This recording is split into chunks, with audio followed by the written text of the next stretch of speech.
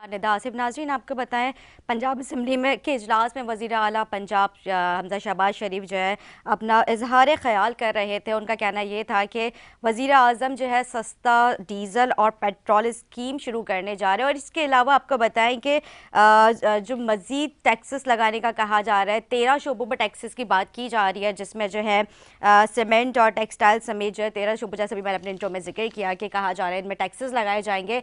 और इसके अलावा अभी जो IMF का चर्चा चल रहा है कि अगर वो मुआहदा हो जाता है तो क्या होने जा रहा है, अगर नहीं होता तो क्या आवाम को रिलीफ मिलेगा, इसी के हवाले से हम अपने प्रोग्राम में गुफ्तगू करेंगे। हमारे साथ लाइन पर मौजूद हैं PTI से ताहिर शाह साहब। मैं खुश आमदीद कहूँगी। सर, आपको मेरी आवाज़ आ रही है?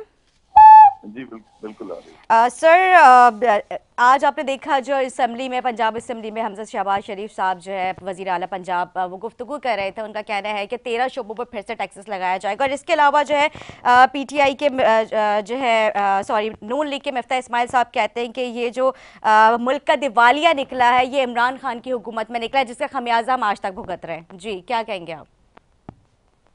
शुक्रिया। जो ये बातें कर रहे हैं अपने ये जो दोस्त नून लीग के हैं, जो इन्होंने एक महंगाई मुकाओ मार्च के आगाज किया था कुछ महीने पहले, जिसका इख्तिताम इन्होंने ये किया हुकूमत तब्दील करके एक साजिश के तहत, और उन्होंने वो महंगाई बढ़ाओ मिशन शुरू कर दिया है। अभी एक तो महंगाई बढ़ाई है इन्होंने, अगर इनको ये चला नहीं सकते थे तो अल्हम्दुलिल्लाह मुल्क तो बड़ा जबरदस्त चल रहा था। कोरोना जैसी ऐसी सूरत हाल में भी हमारी इकोनॉमी चल रही थी बेहतर तरीके से, लेकिन अभी ये लोग इन्होंने वो एक फॉरेन एजेंडा पे काम किया और वो डिस्टेबलाइज किया मुल्क को। और उस वक्त भी हमारे दोस्त और हम ये कह रहे थे कि ये लोग मुल्क के साथ बेहतर नहीं कर रहे, जो भी इसमें शामिल है, जो भी मुलविस है। तो अभी अगर टैक्सेस लगा रहे हैं तो आप 2-4 रोज में देखेंगे कि इंडस्ट्री के जो दोस्त हैं टेक्सटाइल सेक्टर के या दूसरे सेक्टर जो हैं, वो खुद इस चीज पे आके बैठेंगे, पूरी ब्रीफिंग देंगे कि ये लोग मफलूज करने जा रहे हैं मुल्क को, और जिस तरह से ये मुल्क को बेचने जा रहे हैं तो अल्लाह रहम करे कि कोई ऐसा नुकसान न हो जिसका हम कभी भी उसको न कर सकें, रिपेयर न कर सकें। ताहिर साहब, अभी आपने जिक्र किया है कि जब आप लोगों की हुकूमत थी उस वक्त मुल्क बहुत अच्छा चल रहा था। खान साहब जो है वो अपनी प्रेस कॉन्फ्रेंस में कई मरतबा जिक्र कर चुके हैं कि मुझे अगस्त से आइडिया था कि जो है पेट्रोल प्राइसेस फिर से बढ़ने जा रहे हैं, इसीलिए जो है उन्होंने 10 जो है रुपए कम का ऐलान किया था। जब उनको पहले से आइडिया था तो फिर आप ये बात कैसे कह सकते हैं, क्योंकि वो तो आपको पता है एक मुआहदा होता है, मुआहदा तो चेंज नहीं हो सकता। नहीं, देखें, मुआहदा उनके साथ था, लेकिन हम इन चीजों पे कंप्रोमाइज तो नहीं कर रहे थे जो अवाम के मुफाद में नहीं थे। अगर उस चीज पे हम अवाम के लिए हुकूमत आती है और अवाम के लिए ही हम काम करते हैं, लेकिन अगर अवाम के लिए ही इतना बड़ा जबरदस्त झटका दें जाके, उस वक्त 4 रुपए पेट्रोल बढ़ता था तो ये लोग चीखें मारते थे कि जनाब ये मुल्क के साथ बड़ी गद्दारी कर रहे हैं। अब जो ये गद्दारी कर रहे हैं, क्या उस वक्त माहिदा नहीं था? हमने मुल्क और अवाम का पहले सोचना है, फिर जाके हमने सोचना है किसी और चीज का। जब हमारी गवर्नमेंट इन्होंने खत्म की है तब रिजर्व कितने थे, अब क्या सूरत हाल है? कोई पीछे से सुराख हो गया है, नीचे से जहां से सब चीज निकलती जा रही है। वही हाल है कि अगर आप अपने घर को 2 घंटे के लिए चोर के हवाले कर दें तो पीछे बचेगा क्या? ये भी वही साहिबान है। इनमें से उम्मीद क्या कर सकते हैं हम बेहतरी की? ताहिर साहब, मिफ्ता इस्माइल साहब कहते हैं कि हमने पेट्रोल और जो डीजल के प्राइसेस बढ़ाए हैं, मुल्क का दिवालिया होने से बचाया है। आप क्या समझते हैं? तो आज दिवालिया होने से बचाया है। जब इन लोगों ने हुकूमत ली थी तो जरा ये बताएं कि रिजर्व कितने थे और हमारी इकोनॉमिकल पोजीशन क्या थी। इनके हुकूमत में आने के बाद 2 महीने में अब हम किस मकाम पे खड़े हैं, अवाम फैसला करे। और जो इकोनॉमिस्ट हैं वो इस चीज को रोज एनालाइज कर रहे हैं टेलीविजन पे बैठ के।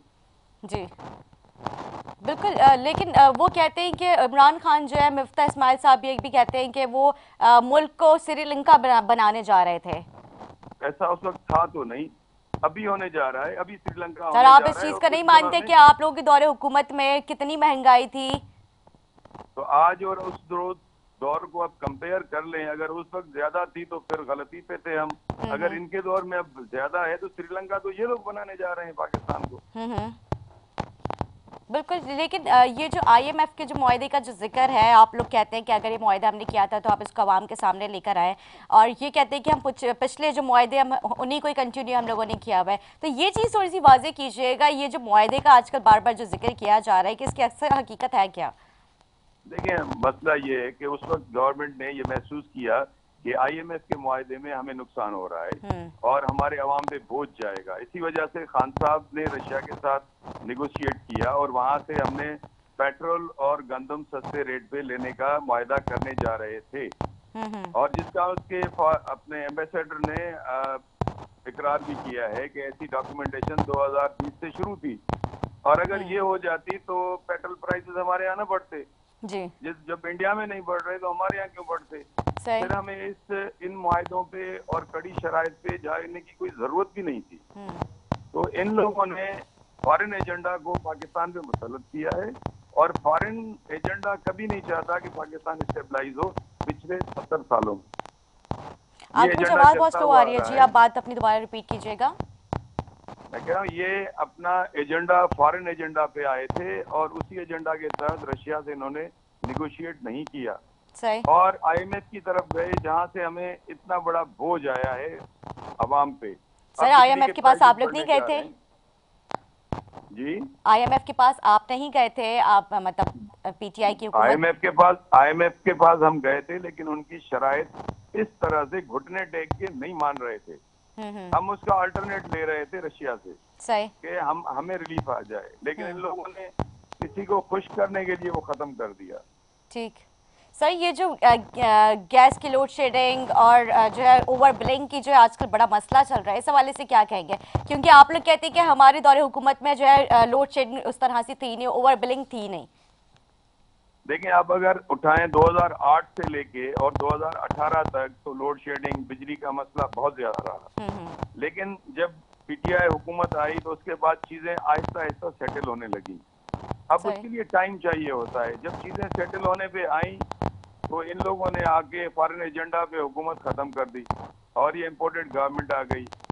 अब इन्होंने जब आईएमएफ के सामने घुटने टेकने हैं तो फिर तो उनके हर एजेंडा पे जाएंगे जिसमें मुल्क के हालात बदतर हों।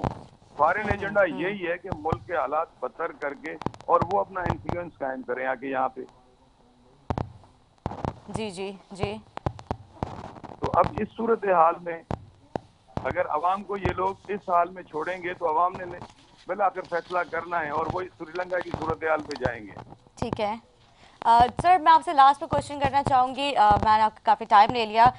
ये जो सिंध में NU-245 के जो ज़िमनी इंतखाबात होने जा रहे हैं, तो उसमें पीटीआई का किस तरह से पार्टिसिपेशन है? क्योंकि आप लोगों ने लास्ट जो NU-240 के इंतखाबात थे, ज़िमनी इंतखाबात, उसमें आप लोगों ने बाइकआउट किया था, जिसमें जमात इस्लामी ने भी किया था और बाकी दीगर जमातों ने अपना इसमें पार्ट लिया था, जिसमें MKM ने जो है वो सीट जीत ली थी। तो ये जो NU-245 जो है, ये आमिर लियाकत जो आप लोगों के MNA थे जिनका इंतकाल हो गया है, वो निशस्त खाली हुई थी, उस पर जो है पीटीआई किस तरह से अपने पार्टिसिपेट कर रही है? देखिए, हमने पार्टिसिपेट नहीं किया था जी। जो लास्ट इलेक्शन हुआ था उसमें तो आपने रिजल्ट देख लिया कि आप विनिंग जो वोट थे वो 10-11 हजार थे। ठीक है। कास्टिंग ऑफ वोट का रेशो ये था। कराची का ये कभी भी नहीं हुआ पिछले 20 सालों के अब इलेक्शंस निकाल लें इसी सीट की, और इस अगली इलेक्शन में इंशाल्लाह हम बिल्कुल पार्टिसिपेट करेंगे और उसमें आप देखिएगा कि वोट का क्या रेशो बनता है इंशाल्लाह, और जीतेंगे हम।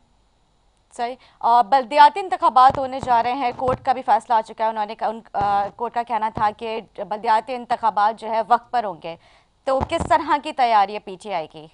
मेयर किसका होगा? सिंध में जो है पीटीआई जो इलेक्शन लड़ रहे हैं हम लोग, वो ऐसा समझेंगे हमने कोई किसी पार्टी के मुकाबले में इलेक्शन नहीं लड़ रहे, हम पुलिस और इलेक्शन कमीशन के मुकाबले में इलेक्शन लड़ रहे हैं जी। इलेक्शन कमीशन और पुलिस एक तरफ से पीपल्स पार्टी की तरफ से काम कर रहे हैं और वो काम कर रहे हैं जो इनको करने नहीं चाहिए।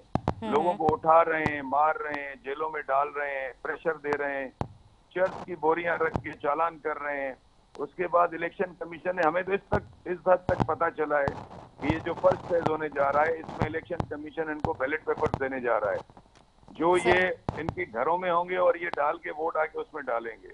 तो मतलब मैंने कल पीटीआई प्रेस के जो कॉन्फ्रेंस भी की कारकुनान थी। है, जो आपके सीनियर लीडरशिप है, उनके साथ ये सारा हो रहा है। यहाँ पे जुल्म है, इलेक्शन नहीं है। अब यहाँ पे अच्छा। मैंने कल प्रेस कॉन्फ्रेंस भी की थी कि है कोई पाकिस्तान में इदारा जिसके पास हम जाएं और वो हमें फेयर इलेक्शन करवा के दे सिंध में।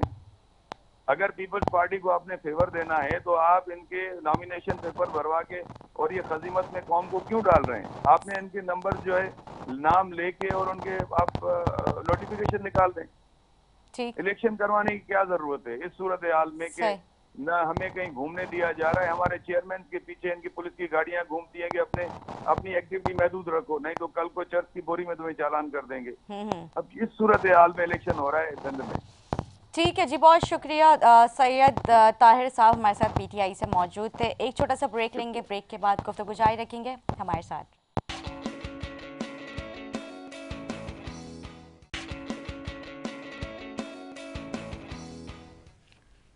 जी नाज़रीन, खुशामदीद। अभी ब्रेक से पहले हमारी पीटीआई के सैयद ताहिर शाह जो है उनसे गुफ्तगू हो रही थी, और इसके अलावा और भी खबरें इस तरह की सामने आ रही हैं। जिस तरह से मेंबर सूबाई असम्बली नुसरत सहर अब्बासी साहिबा जो है उन्होंने भी अपनी बजट जो इजलास था उसमें उन्होंने कहा कि जो है सिंध सरकार जो है वो बंदे उठा रही है, पीपी जो है वो बंदे उठाकर जो है झूठी एफआईआर जो है दर्ज करवानी, इसमें पीटीआई की और बाकी दीगर जमातों की जो इनके मुखालिफ जो है जमातें हैं पीपल्स पार्टी के, उन सबके बंदे उठा के जो है झूठी एफआईआर हो रही है। अभी जो है पीटीआई के सैयद ताहिर शाह उन्होंने भी यही गुफ्तगू की, और इसमें उन्होंने कहा कि हमारे जो हम इलेक्शन कमीशन और ये सब उन्होंने जिस तरह से जिक्र किया, आपने पूरी गुफ्तगू आपने सुनी। उन्होंने कहा कि हमारे बंदे उठाए जा रहे हैं, हमारे कारकुनान के ऊपर केसेस डाले जा रहे हैं, उनको जो है चर्च के केसेस में बंद किया जा रहा है, कभी कोई केस उनके ऊपर झूठी झूठी एफआईआर करके जो है उनको हरासा भी किया जा रहा है और एफआईआर झूठी करके उनको बंद किया जा रहा है। ये क्या मामला है, क्या बात है? मैं चाहती हूँ कि हम इस पर जो है मेंबर सूबाई असम्बली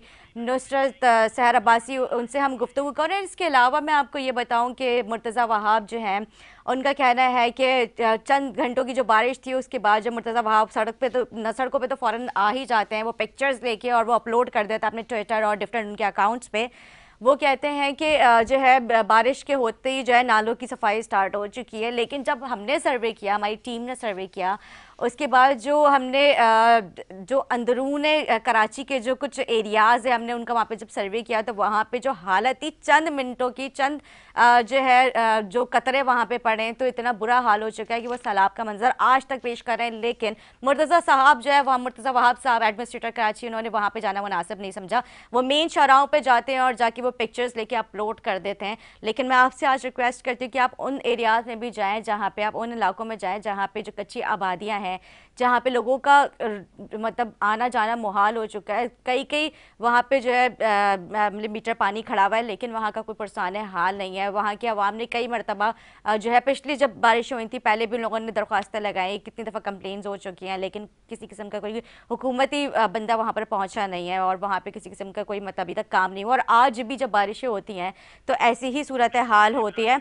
मैं पहले तो ये जो आज हमने अपने प्रोग्राम जैसे आगाज़ हमारे साथ जो है पीटीआई से मौजूद थे, फिर ये जो एक एफआईआर का मामला है इस पर भी हम गुफ्तगू करेंगे। लेकिन मैं जानना चाहूँगी जो कराची की सिचुएशन है, कराची की सिचुएशन अभी इस वक्त मौजूदा सिचुएशन क्या है? हमारे नुमाइंदे इमरान मिज़ान हमारे साथ लाइन पे मौजूद है। इमरान, क्या मामला है? मतलब जो एडमिनिस्ट्रेटर कराची कहते हैं कि चंद घंटों की जो बारिश हुई थी और वो पिक्चर्स लेने के लिए तो मेन शाहराहों पर आ जाते हैं और वो उन जगहों के पिक्चर्स अपलोड करते हैं जो बिल्कुल नीट एंड क्लीन होती है, वहाँ पे जो है कोई पानी नहीं खड़ा हुआ होता। लेकिन जो अंदरूने इस तरह के इलाके हैं जो मतलब कच्ची आबादी हैं और वहाँ पर वो जाके क्यों नहीं सर्वे करते? वहाँ की क्या सूरत हाल है, थोड़ा सा बताएं।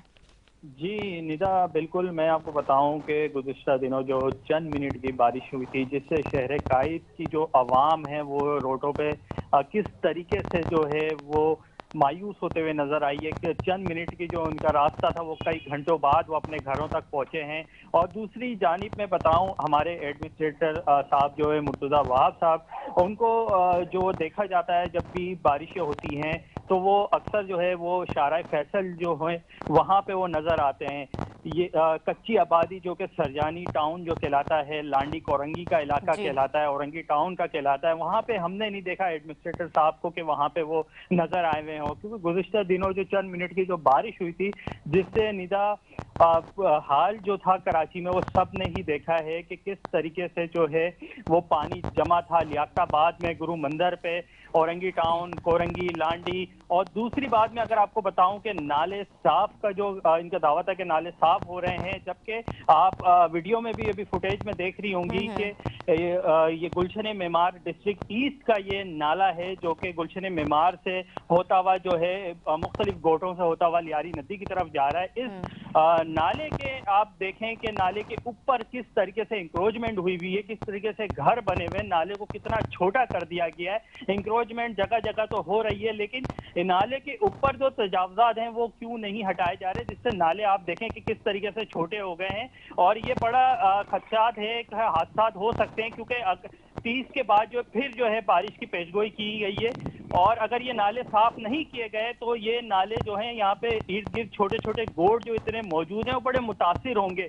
और हमारे जो एडमिनिस्ट्रेटर साहब हैं वो हमें जो नजर आ रहे हैं ना निदा, वो शारे फैसल पे नजर आ रहे हैं, हमें साउथ के एरिया में ज्यादा नजर आ रहे हैं जहाँ पे पानी कम होता है, पानी रोडों पे नहीं होता है। लेकिन हमें लियाकताबाद हो गया, हमें इन जगहों पे नजर नहीं आ रहे जहाँ पे पानी अभी भी निदा मौजूद है। जहांगीर रोड पे अभी भी पानी मौजूद है, लालू खेत 10 नंबर पर मौजूद है कि इतना बुरा हाल है वहां से कि सुबह जो है आवाम अपने ऑफिस जा रही है, कई कई घंटे बाद जो है वहां सफर करते हुए जा रही है। जी नहीं देखिए इमरान, ये मूनसून की तो पहले से ही प्रोडिक्शन थी ना कि बारिशें हो सकती है और शदीद स्पेल का भी जिक्र किया गया था महकमा मौसमियात की जानिब से। तो फिर ये तैयारियां क्यों नहीं की गई? जिस तरह से आप बता रहे हैं कि मेन शाहराहों पर एडमिनिस्ट्रेटर कराची नज़र आते हैं, लेकिन ये जो कच्ची आबादी और इस तरह के इलाके हैं वहाँ पर आज भी बहुत बुरा हाल है। जी निदा, बिल्कुल महकमा मौसमियात की जानिब से जो है 2 दिन पहले ही पेशगोई कर दी गई थी कि कराची में जो है बारिश तेज बारिश होगी, जिसके बाद जो है बल्दियाती इदारे जो है उनको काम करना चाहिए था। मगर अल्लाह की जो रहमत है निदा, वो हमारे ऊपर जो है बल्दियाती इदारों की वजह से जो है, इनका जो करप्ट निज़ामों की वजह से जो है वो आवाम को जहमत में तब्दील हो गई है। कच्ची आबादी में निदा इतना बुरा हाल हो चुका है, वहाँ पर अभी भी नाले इतने भरे हुए हैं कि उनको सफाई सुथराई के लिए कोई अहकामात नहीं किए गए। और अभी भी 30 तारीख के बाद निदा दोबारा बारिश की जो है वो पेशगोई कर दी गई है महकमा मौसमियात की जानिब से, लेकिन हमें अभी भी निदा कोई भी हमें नाले की तरफ जो है वो सफाई सुथराई का ऐसे कोई भी हमें नजर नहीं आ रहा कि नाले साफ किया जाए। अभी जहांगीर रोड निदा मेन ये वो रोड है जो कि एमएच जिना रोड जा रहा है और तकरीबन हजारों की तादाद में इस रोड से गाड़ियां गुजरती हैं। लेकिन इस रोड की जो मैं अगर आपको हालत बताऊं, इसके बराबर में ही जो है नाले की लाइन डाली जा रही थी, लेकिन उसका काम अभी इतना सुस्त हो रहा है। और वो नाले अभी आज सुबह ही हमने विजिट किया था उस इलाके का, नाले पे इतना गंद और इतना कचरा वहां पे जमा है। अगर खुदा ना खास्ता 30 तारीख के बाद अगर ज्यादा बारिश हो जाती है तो मैं समझता हूँ कि ये पूरा रोड है जहांगीर रोड का, पूरा तबाह हो जाएगा। और ये वो रोड है जो गुरु मंदिर से लेके आपका सोराबकोट सुपर हाईवे जा रहा है। जी निदा, बिल्कुल। तो इलाका मकीनों ने वहाँ पे किसी किस्म की कोई कंप्लेन की है? वहाँ पे जो मुतालिका इदारे हैं उनको इन्फॉर्म किया इस हवाले से? देखिए निदा, आवाम जो है वो महंगाई में इतनी पिस चुकी है कि वो बेचारी जो है महंगाई के दलदल से निकल ही नहीं पा रही कि वो उन्होंने भी, आवाम ने भी ठीक ठाक जो है कंप्लेनें दर्ज करवाई हुई हैं, कंप्लेनें की हुई हैं, लेकिन उसके बावजूद जो है आवाम की कोई सुनवाई नजर नहीं आती। जी निदा, और के इलेक्ट्रिक का क्या वहाँ पे सूरत हाल थी? क्योंकि बिजली जो है वो जैसे ही बारिश के चंद कतरे पड़ते हैं तो आपको पता है पूरे शहर में लाइट बंद कर दी जाती है। तो किस तरह की लोड शेडिंग थी? निदा, लोड शेडिंग के अगर मैं बात करूं आपको तो निदा लोड शेडिंग का लांडी, कोरंगी, स्कीम 33, आपका लियारी, ये वो इलाके हैं यहाँ पर जो है 14 घंटे जो है बिजली गायब रह रही है बारिश से पहले। और अभी जो है अभी भी सूरत हाल ये, जिस दिन बारिश हुई थी उस दिन तो 24 घंटे बिजली गायब थी, जिससे शहर कायद की आवाम जो है वो हमने देखा कि सड़कों पर भी निकली है। जिस तरह सुपर हाईवे हमने देखा वहां पे निकली, उसके बाद बुल हसवानी पे हमने देखा, लियाकताबाद पे देखा कि वहां पर जो है अवाम किस तरीके से एहतजाज कर रही है। लेकिन बस बिजली का मैं क्या बोलूं आपको, ये माफिया है, बिलिंग जो है इतनी लगा के भेज देते हैं, 14 घंटे बिजली होती नहीं है और बिल जो है, गरीब आदमी 2 कमरे का घर होगा तो उसका 15-15 हजार रुपए जो है वो बिल लगा के भेज देते हैं। जी ठीक है, बहुत शुक्रिया इमरान मिज़ान, आपने तफसीलात से आगाह किया। हमारे रिपोर्टर इमरान मिज़ान, उन्होंने पूरी तफसीलात बताई किस तरह से जो है वहाँ पे जो मेन शाहराह है, वो शाहरा है, वहाँ पे जो है पानी आज भी खड़ा हुआ है और बिजली की सूरत हाल भी वो बताई कि कितनी घंटों की लोड शेडिंग जो है आवाम शदीद मुश्किलात का सामना कर रही थी। इसी तरह जो है ये सिर्फ आज के बारिशों का मामूल नहीं है, बारिशों से पहले भी के इलेक्ट्रिक ने एक अपना जो है आवाम के ऊपर जुल्म जो है मचा के रखा हुआ है। ओवर बिलिंग की अगर बात कर ली जाए तो ओवर बिलिंग किस तरह से कि अगर आप 400 यूनिट इस्तेमाल करते हो तो आपको 10 यूनिट एक्स्ट्रा आप लोगों को बिल भरना पड़ेगा। इतना आवाम के ऊपर आप लोगों ने जो है मतलब कहर मचा के रखा है। खुदा का खौफ करें। प्रोग्राम में गुफ्तगू करेंगे, एक छोटा सा ब्रेक लेते हैं, ब्रेक के बाद हाजिर होंगे, हमारे साथ रहें।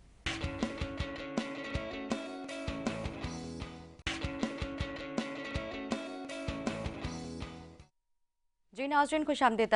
हम गुफ्तगू कर रहे थे अपने प्रोग्राम में, जैसे अभी ब्रेक से पहले जो हमारे गेस्ट मतलब जो हमारे साथ गेस्ट मौजूद थे लाइन पे, उन्होंने कहा कि पीपल्स पार्टी जो है, जिस तरह से पीपल्स पार्टी के ऊपर बड़ा इल्ज़ाम आयद किया जा रहा है डिफरेंट जमातों की जानिब से, इसमें PTI और GDA जो है वो भी कहती है कि जिस तरह पीपल्स पार्टी जो है इलेक्शन से पहले हमारे कारकुनान, हमारे लोगों को जो है घरों से उठा के उनके ऊपर झूठी FIRs कभी जो है जैसे अभी ताहिर साहब जो थे उन्होंने PTI के कहा कि हमारे जो कारकुनान हैं उनके ऊपर जो मंशियात के केसेस बना के उनको घरों से उठा के रातों में उनको गायब कर दिया जाता है। ये क्या मामला है? इस पर मेंबर सूबाई असेंबली नुसरत सहर अब्बासी GDA की, उन्होंने भी बजट इजलास में जो इस चीज़ का जिक्र किया। नुसरत साहिबा, आपको मेरी आवाज़ आ रही है? हेलो नुसरत साहिबा, आपने भी बजट इजलास में इस चीज़ का जिक्र किया था। आपने कहा था कि हमारे जो PP सरकार है वो बंदे उठाकर जो है झूठी FIR जो है दर्ज करी। ये क्या मामला है? नुसरत साहिबा, आपको मेरी आवाज़ आ रही है? जिस तरह से PTI और डिफरेंट जमातों की जानिब से ये कहा जा रहा है कि पीपल्स पार्टी जो है वो अपने अपोजिट मतलब जो अपने मुखालिफ पार्टीज़ हैं उनके लोगों को जो है घरों से उठा के जो है उनके ऊपर झूठी FIRs दर्ज की जा रही हैं। ये एक बहुत बड़ा इल्ज़ाम है। ये क्या हकीकत है? इस हवाले से अपने प्रोग्राम में हम गुफ्तगू करेंगे। हमारी कोशिश है कि हम दोबारा से मेंबर सूबाई असेंबली GDA के नुसरत सहर अब्बासी साहिबा से गुफ्तगू करें, क्योंकि उन्होंने भी बजट इजलास में इस हवाले से जो है जिक्र किया था कि क्या मामला है। अगर नुसरत सहर अब्बासी साहब हमारे साथ लाइन पे आ चुके हैं, नुसरत साहब आप सुन रही तो प्लीज़ इस चीज़ को वाजे कीजिएगा, ये क्या मामला है? क्योंकि अभी PTI के जो हमारे साथ लाइन पे मौजूद थे गेस्ट, उनका भी यही कहना था कि हमारे कारकुनानों को जो है घर से उठा के उनके ऊपर जो है केसेस बना के, झूठे केसेस, झूठे मुकदमात बना के उनको जो है FIR उनके ऊपर दर्ज की जा रही है, कभी मंशियात के, कभी किसी केस में जो है उठा के उनको जो है बंद कर दिया जाता है। और आपने भी बजट इजलास में इस चीज़ का जिक्र किया, तो ये क्या मामला है? क्योंकि ये बहुत बड़ी बात है और सिंध सरकार का, जिस तरह अभी आपने जिक्र किया कि पीपल्स पार्टी जो है, सिंध गवर्नमेंट जो है इस चीज़ में मुलव्वस है, तो ये क्या मामला है? क्यों जो है इस तरह की चीज़ें हो रही है? हमारी कोशिश तो यही है कि हमारी टीम बार बार उनसे कांटेक्ट करने की कोशिश करी है कि बजट में भी इस चीज़ का उन्होंने जिक्र किया था। मैं चाहती हूँ कि हम इस हवाले से गुफ्तगू करें। एक शॉर्ट ब्रेक लेते हैं, जब तक जो है हम कोशिश कर रहे हैं कि हमारी जो गेस्ट हैं उनसे हमारा जो कांटेक्ट है वो हो जाए। मैं ब्रेक पे से पहले ये भी कहना चाहूँगी कि बढ़ती हुई महंगाई जो है वो आवाम के लिए बहुत मुश्किलात खड़ी कर चुकी है। एक आदमी का गुजारा करना बहुत मुश्किल हो चुका है। मतलब आवाम अब सड़कों पे आ चुकी है, बहुत बुरा हाल चुका है, हो चुका है। जिस तरह से शहबाज शरीफ साहब जो है वो कहते हैं कि अगर मुआहदा नहीं हुआ तो ये मुआहदे का भी एक ये वो है कि अगर ये कंटिन्यू रहता है और अगर नहीं होता तो आवाम को क्या रिलीफ दिया जाएगा। रिलीफ की पहले भी मरतबा कई जो हुकूमतें आई हैं उन्होंने भी काफ़ी दावे और बातें की हैं, तो ये क्या मामला NA 245 का जो इंतखाबात ज़िमनी इंतखाबात हैं वो भी होने जा रहे हैं, जिसपे जो है 27 मेरे ख्याल से जुलाई को जो है कहा जा रहा है कि वो किया जाएगा, जिसमें जो है जमात इस्लामी के अमीर हाफिज़ नईम रहमान साहब जो उनके भी सोशल मीडिया पे काफ़ी चर्चे नज़र आ रहे हैं और जो है आवाम का काफ़ी उनके साथ सपोर्ट, और वो कहते हैं कि 90% जो है कराची की आवाम हाफिज़ नईम रहमान साहब जो मेयर मतलब हाफिज़ नईम रहमान साहब जो हैं उनको मेयर कराची देखना चाहती हैं, और इस बार मेयर जो है जमात इस्लामी का होगा। तो मैं चाहती हूँ कि अगर जमात इस्लामी का हमारे साथ कोई आपकी लाइन पे आ चुका है तो हम उनसे गुफ्तगू करें।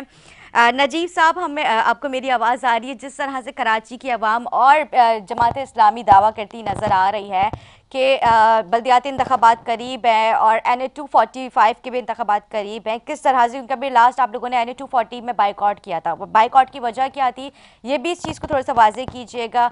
NA 245 के इंतखाबात में आप लोग इस बार जो है अपना पार्ट ले रहे हैं, और बल्दियाती इंतखाबात के लिए क्या क्या तैयारियाँ? जी अस्सलाम वालेकुम। जी वालेकुम अस्सलाम।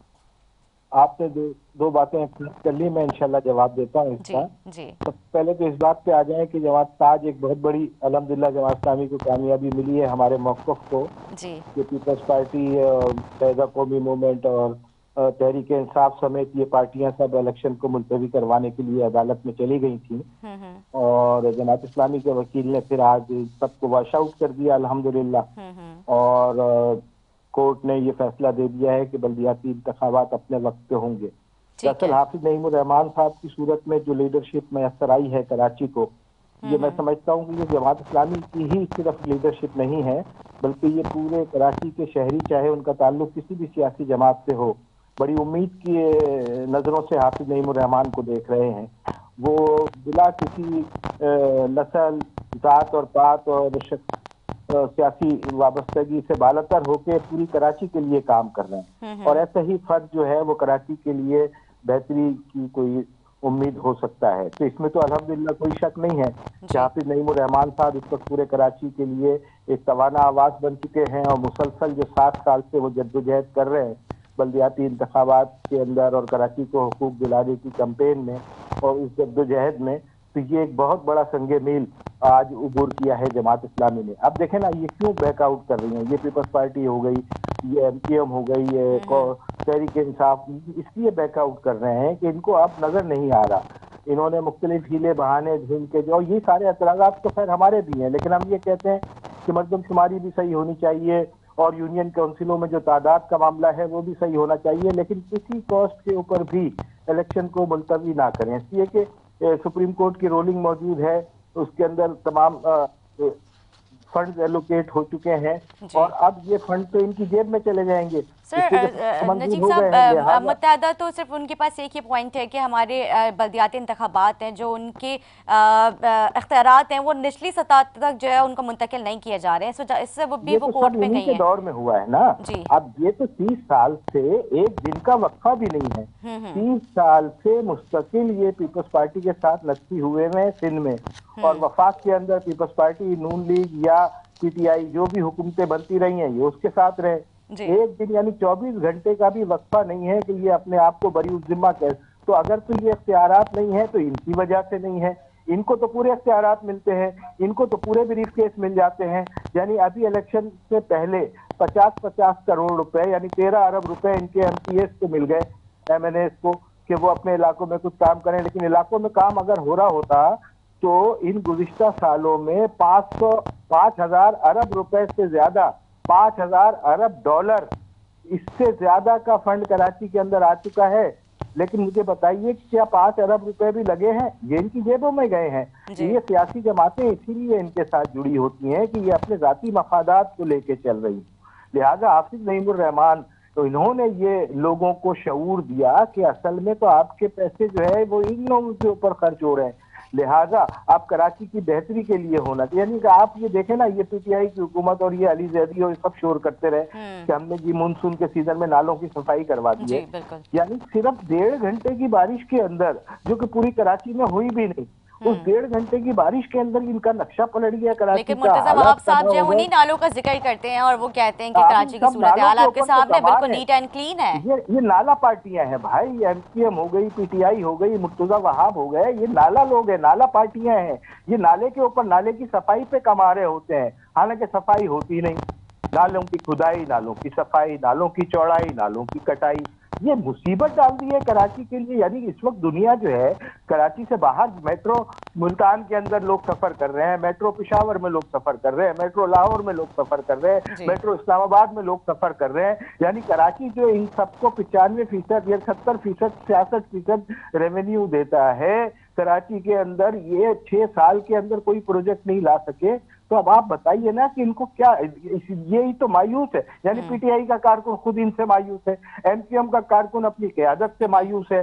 तो ये सब लोग अब हाफिज नईम उर रहमान की सूरत में एक लीडरशिप को देख रहे हैं, और इंशाल्लाह मैं समझता हूं कि अब ये इलेक्शन होंगे। हालांकि पीपल्स पार्टी ने अपने हिसाब से बड़ी इंजीनियरिंग की है, उसने जो आरोप लगाए हैं वो सियासी बुनियादों पे लगाए हैं। अंदरूने सिंध से जितने भी ये मक्सी और ये लगारी और फला और धमाके और बुलीदी, इन लोगों को लाके बिठा दिया। अब इन्होंने बदमाशी की इंतहा कर दी कि जो अच्छी भली कागजात थे वो लोगों के मुस्तरद करने शुरू किए बगैर किसी वजह बताए हुए। लेकिन इन हथकंडों से बहरहाल कुछ होने वाला है नहीं। इस वक्त कराची के अंदर एक फजा तब्दील हो चुकी है। अब आ जाइए उस बात पे कि आपने कहा कि उसका बायकाट किया था और क्या 241। देखें, ये जो हुकूमती पार्टियां होती हैं ये अपने सारे वसाइल झोंक देती हैं इन ज़िमनी इंतखाबात के अंदर। आपने देखा कि किस तरीके से खून की होली खेली गई। यानी वहाँ फौज मौजूद है, वहाँ पुलिस मौजूद है, वहाँ दीगर इंतजाम की इख्तियारात रखने वाले सारे अथॉरिटीज मौजूद है, उसके बावजूद खुलेआम फायरिंग हुई। ये इलेक्शन कमीशन क्या सो रहा है? क्या ये अथॉरिटीज जो है, तो क्या ये इसी तरीके से कराची के अंदर इन्होंने अपनी इजारादारी और इसको एक गांव बनाने का तय कर लिया है कि जिस तरह सिंध के गांव देहातों के अंदर ये अपने इस वडेरा कल्चर को डोमिनेट करते हैं और लेके आते हैं, तो पूरी कराची को समझ रहे हैं कि इस तरीके से हो जाएगा। लेकिन अब ऐसा नहीं चलेगा इंशाल्लाह। अब एक तब्दीली की फजा आ रही है। तो जमात इस्लामी ने बहुत सोच समझ के बहुत सारे डिसीजन लिए हैं। हमारी पूरी की पूरी तवज्जो कराची को बेहतर बनाने पे है, इसलिए कि हम कराची को ओन करते हैं। कराची हमारा शहर है, हमने कराची को बनाया है। 3 मरतबा जमात इस्लामी के मेयर रहे हैं, और वो दौर था कराची की तरक्की का कि कराची का बजट 4 अरब रुपए से 44 अरब रुपए तक जमात इस्लामी के मेयर ने किया। जमात इस्लामी के मेयर ने पूरी कराची की सड़कें, इंफ्रास्ट्रक्चर और तमाम मामला किए, और उसके बावजूद पानी के सारे मंसूबे जमात इस्लामी के मेयर ने किए। ये तो 6, 7 साल, 8 साल के अंदर एक बूंद पानी की नहीं लाए हैं, झूठे वादे कर रहे हैं, बजट के अंदर पैसे नहीं है।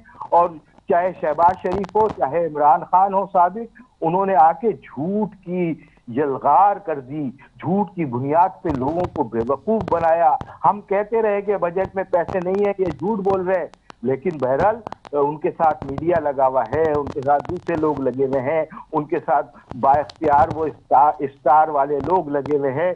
उन्होंने वो सारी फजा बदल दी। लेकिन एंड ऑफ द डे क्या हुआ? एंड ऑफ द डे पता चल रहा है कि ये कह के 650 मिलियन गैलन का हम इजाफा करेंगे, और वहां जाके उसका 3/3 काट दिया, और अब 250 और 260 की बातें हो रही हैं। और 260 की बातों में भी पानी बाई द वे कराची को आएगा नहीं, ठीक, कलरी से चलेगा और गडाफ तक आएगा। ठीक है जी। मैं नजीब साहब से लास्ट क्वेश्चन करना चाहूंगी, बल्दियाती इंतखाबात में कितने उम्मीदवारों के कागजात नामजदगी जो है मंजूर हुए हैं? देखिए, ये तो पिन पॉइंटेडली अभी बहुत सारी जगहों पे हम कोर्ट के अंदर जा चुके हैं। जमात इस्लामी ने कोई सीट नहीं छोड़ी है अल्हम्दुलिल्लाह।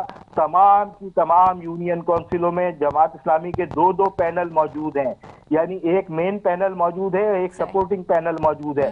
तो हम इनके लिए, चाहे वो गांव देहात वोट, कोई, इन्होंने तो इंजीनियरिंग ये की कि शहरी आबादियों के साथ इन्होंने कच्ची आबादियां लगा दी। लेकिन खैर है, कच्ची आबादियों में भी हमारे वोटर निकलेंगे इंशाल्लाह। तब्दीली की फजा आ चुकी है। एक कराची को बेहतर बनाने के लिए आवाम करवट बदल रही है। मैं कई ऐसे दोस्तों को जानता हूं जो मुख्तलिफ सियासी जमातों से ताल्लुक रखते हैं, लेकिन अल्हम्दुलिल्लाह वो हाफिज नईम उर रहमान की क़यादत के अंदर हमारे साथ जुड़े हुए हैं और काम कर रहे हैं। और मैं आपको ये इंदिया देना चाहता हूं कि बहुत जल्द बड़े पैमाने के अंदर इन तमाम सियासी जमातों से जमात इस्लामी के अंदर हिजरतें शुरू होने वाली हैं। ठीक है जी, बहुत शुक्रिया नजीब अयूबी साहब हमारे साथ मौजूद है जमात इस्लामी से। क्योंकि प्रोग्राम का वक्त जो है काफ़ी जो है अब ख़त्म होने की तरफ है, तो मैं जिस तरह से हमेशा अपने हमारे जो नाज़रीन हैं उनसे इजाज़त लेती हूँ। अपनी दुआ में याद रखिएगा, फीडबैक देना ना भूलिएगा। अल्लाह हाफ़िज़।